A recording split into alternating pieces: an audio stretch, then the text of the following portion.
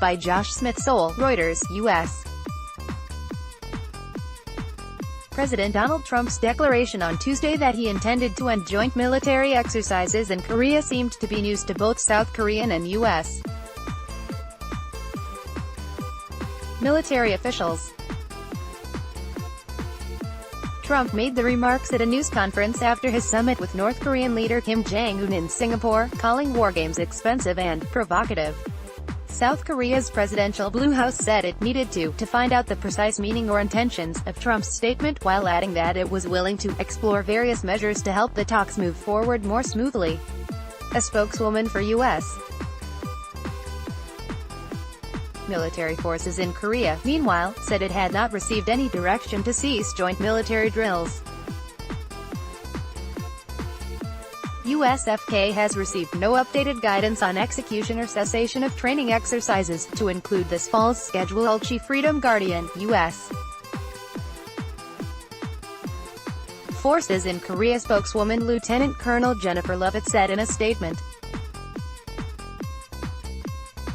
"In coordination with our South Korean partners, we will continue with our current military posture until we receive updated guidance from the Department of Defense (DoD) and/or Indo-Pacific Command (INDOPACOM). The Pentagon was not immediately able to flesh out Trump's remarks about suspending drills, a move the U.S. military has long resisted.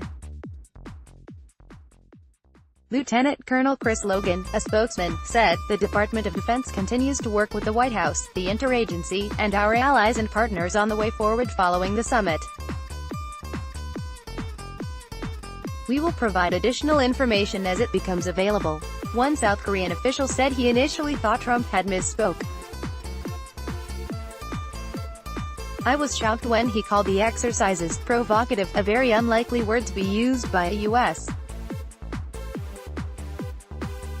president," the official said, speaking on condition of anonymity because it was a politically sensitive issue. South Korean President Moon Jae-in spoke by phone with Trump for 20 minutes late on Tuesday, but an official readout of the call made no mention of military exercises. If implemented, the plan could be one of the most concrete and controversial moves to come from Trump's summit with Kim, who pledged to pursue denuclearization but offered no details. South Korea said last month that the issue of U.S. troops stationed there was unrelated to any future peace treaty with North Korea and that American forces should stay even if such an agreement were signed. South Korea will have mixed feelings toward Trump's remarks, said Leo Woo, a director at Korea Defense Network in Seoul. The country will welcome reducing the military exercises, as it could ease the decades-long tension on the Korean peninsula. But at the same time it will worry in terms of the possible negative consequences, as the reduction could scare South Koreans. North Korea has called for an end to the exercises as part of the United States ending its hostile policy toward the country. China, historically North Korea's closest partner, has also sought a freeze-for-freeze agreement in which the exercises would be suspended in exchange for North Korea's stopping development of its weapons. The U.S. had rejected such proposals in the past, but North Korea has declared an end to testing its nuclear weapons and ballistic missiles, and now Trump appears ready to end exercises while talks are ongoing.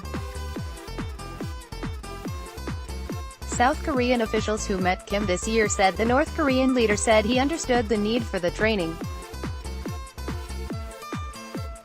But as American and South Korean troops continued exercises, North Korean officials lashed out in several statements that led Trump to temporarily call off the summit.